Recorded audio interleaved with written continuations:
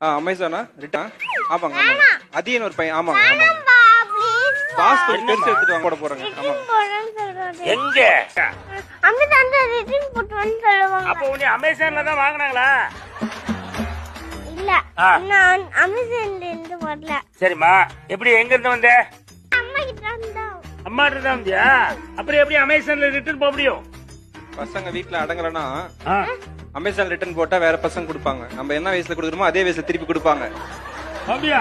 ஆமா, நீ வீட்ல அடங்கவே மாட்டல, சொல்ற பேச்சு கேட்க மாட்டல, அம்மா சொல்ல பண்ணிட்டே இருக்கல.